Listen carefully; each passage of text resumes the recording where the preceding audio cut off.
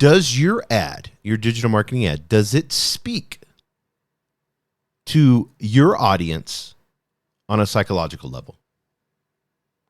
I want to talk about AIDA framework, and this is a framework. It's really popular. You can look it up, AIDA framework. But I want to kind of go through each of these. It's an abbreviation for attention, interest, desire, action. And here's how they work in understanding how you're going to make the creative for your ad. I hate bland ads. Most of the ads that we're taking our thumb and we're scrolling really fast, and most of those ads that we see, we just scroll right through. I mean, if we're being retargeted and it was something that we're really interested, the ad may stop us to go back to the website. That's why it's so important, guys, to run retargeting ads. If you don't run anything else, run retargeting ads from the traffic that exists on your website already. It's very simple to do. You put a Facebook pixel or a Google pixel on your website, and then you can just run retargeting ads. And you could look that up. It's really simple to do, and it'll just retarget people on those platforms that have gone to your website and try to get them back to purchase something. And those work really well. They work good on me, so I know they work good on everybody else. AIDA framework. So let's get into this. Attention, interest, desire, action. So here's how it works. Attention. Does it grab your specific audience's attention? Is it telling them something interesting? Is it something that they can relate? Does it show in an interesting way what your product is? Does it grab attention like in like that quick second? And a lot of people call this the hook. And we'll talk about that later, but that's like, and you can look this up, marketing the hook. You know, that's where you want to grab that attention, you know, like just in a millisecond, because we're just scrolling so fast on our feeds. So that's attention. Second is interest. Is it capturing the consumer's interest? Is it giving a description of what product or service or what you're doing and why you're unique?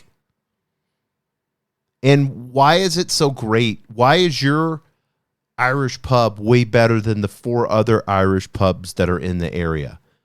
Do you play British Premier League soccer when no one else does? Do you have it going 24/7? You know, like what is unique? What would cause somebody, and then you run that to people that have liked fan pages on British Premier League? You know, all of these different things. Do you set up? Do you have like where you can set up? You know, if they like Barcelona, they can have like a table for Barcelona fans. You know, what's unique in the interest? And then to Barcelona fans, you can run an ad with, you know, like Barcelona looking football or soccer, and then run your Irish pub and say, we welcome blah, blah, blah. It's pretty simple. So attention, you grab the attention and say, oh, I love Barcelona. They're my favorite soccer team. Oh, look, this pub that's like 10 miles from me. Oh, wow. You know, so I'm going to click on that. And then you can have a quick landing page for that. You can get that specific if you want to get really sniper focused, or you can just say soccer in general. You know, we're the premier soccer Irish pub bar for your city. And people that love soccer, you can run ads to them. And I guarantee you'll start, especially if you say somebody like, wear your soccer jersey, first time in, wear your soccer jersey, get a free beer. Something like that. It's so simple to do, guys. So that's attention, interest. Number 3 is desire. You want your consumer to desire. So what creates a desire? Oh, yeah, I would love to have a free beer. Yeah, I would love to wear my jersey. I like wearing my jersey out. That's awesome. Is other people going to be there wearing jerseys? That'll be cool. You know, it's creating desire.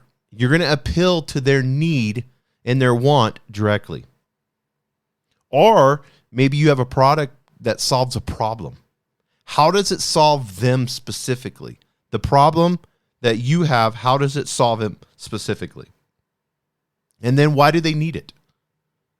So really, really important. And you got to get real granular, because you can do that with digital marketing ads. You can get super granular.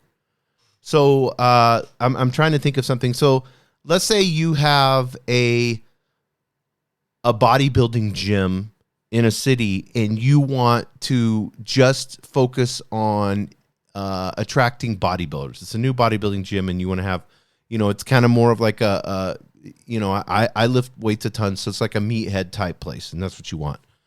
Well, you need to have somebody come in there, and you can get high school kids to do this. You can get kids, if you have a university near you that are doing film. They would love, you could pay them $100 and they'll make all kinds of videos and ads for you. They would love to do that, where they're like, and have a couple of your bodybuilding friends in there and have them make some really cool videos. And then run that to people that are looking at bodybuilding events in the local area. You can do that. You can run ads off those events or groups. There's so many different things that you can do. And then that's going to solve the problem for the users, because they're like, well, I kind of like my gym. I really don't. I was kind of doing this. I was kind of doing that. But I really would like a place where I belong. Why do they need it? Why do they need your gym? Because you understand bodybuilding. You were a bodybuilder, or you are a bodybuilder, so on and so on. So that's the desire. You've got to create that desire. And then action. Inspire the action you want them to take. It could be shop now. Be bold with your call to actions. Don't do the learn more. Like that's like subscribe now, shop now, whatever the now is. Get them, book now. This is a hair salon, book now. Like, receive your discount and book now. We specialize in, colored blue and green colored hair, rainbow hair. If you've never tried that and you want to, and then have a bunch of different pictures of all the different orange and blue and green and yellow or whatever, put those in there, and then boom. And there's ways to advertise to that too, with certain types of groups and people that like that specific hair, places that they go to. Those places that your phone tracks you, all these places track you. They know if you go to that place, and you can advertise to people that have gone to that place. Especially on Snapchat. Snapchat's really good with running digital ads that way. So inspire the action you want them to take. And whatever your product is, you can do it like shop, like get this product now.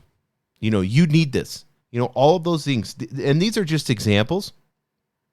But I want you to know this attention, interest, desire, action is going to, if you'll take the time before you just run ads and make a quick Canva creative that's boring and bland for your business, take the time to understand these key principles, and I guarantee your ads will do 10 times.